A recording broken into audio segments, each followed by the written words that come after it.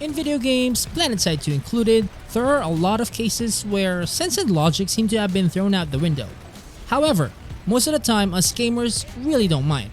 Hello there you awesome possums, here are 6 PlanetSide 2 things that defy logic, but we really don't care. Starting off with number 6, all PlanetSide troopers are immortal. What is dead may never die! Okay, not quite, but I'm sure everyone's aware of the combat medic's divine powers. You know, whenever there's a big fight, or well, as a matter of fact, any kind of fight, despite how many times you get KIA'd, a combat medic can pretty much revive you an infinite number of times. And it doesn't matter if you accidentally ate a frag grenade, or if half your body gets blown to Kingdom Come by a tank, or my personal favorite, if an orbital strike deletes you from existence entirely. As long as there's a medic around doing his job, I guess you'll be fine. At number 5, surviving orbital strikes. We all know that orbital strikes are kind of a big deal. Well, gameplay wise that is. If you think about it, but not too much. A satellite weapon that can shoot down beams of death from orbit is something that could totally ruin your family picnic. But don't worry, it's nothing a good old roof can't protect you from, because you're likely to survive if you just, well, head indoors. Unless of course there's an orbital strike bargain sale going on.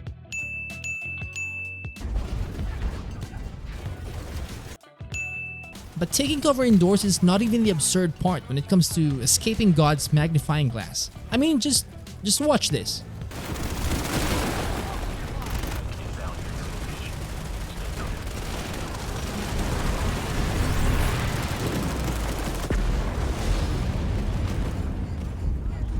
I owe you one. If you're within the blast radius, you're pretty much toast if you're on foot. But as you can see here, taking cover under these small rocks will apparently protect you from these beams of death.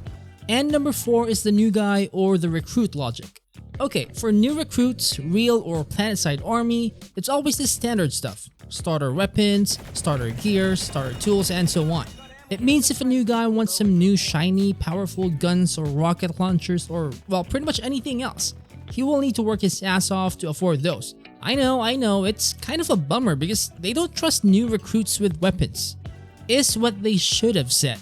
Because hey, you know what? They came up with this absolutely brilliant idea, letting new recruits use tanks, fighters, and all the big ass vehicles. Free of charge. Free. I mean, what could possibly go wrong?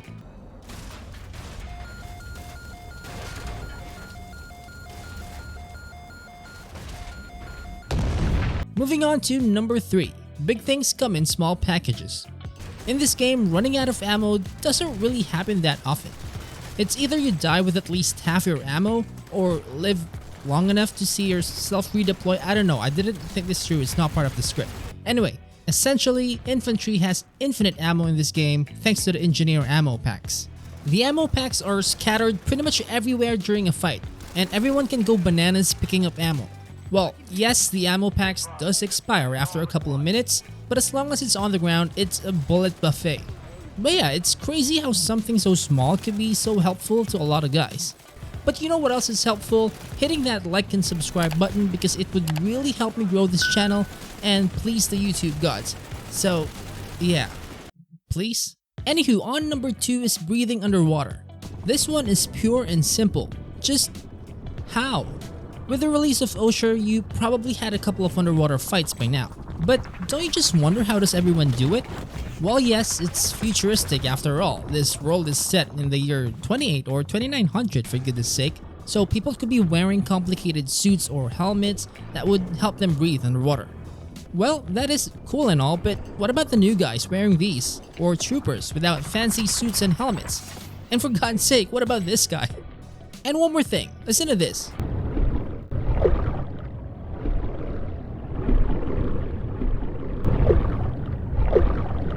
That sound you make underwater just doesn't sound right. It sounds like you're a few seconds away from actually drowning. And it also reminds me of Kurt Russell's drowning scene from Poseidon, which is not really relevant, but you might want to check it out. I don't know. Anyway, finally at number 1 is the shield generator placement. By now, we should all be familiar with the shield generators in the game. You know, like the ones in tech plants, amp stations, and so on. Basically, you destroy the generator, shields go down, and people are happy. Unless you're defending. But that's just the thing. The shield generators in bases are poorly placed. While the generator is inside the base, it's not really inside the base if you get what I'm saying, so it can easily be accessed by anyone or anything. I don't want to sound like an overly strategic snob here, but on a defensive standpoint, I'd place those generators someplace else. And I can just imagine the engineers or designers of the base having a pitch meeting with faction leaders. Okay lads, the base design is now complete. Now where do we put this shield generator? On the walls. Outside the base in a small room. I don't know, inside the actual base with actual shields? No way! And that is all for today. I hope you enjoyed this. Thank you guys for watching, and I will see you in the next one. As always, stay awesome, possum.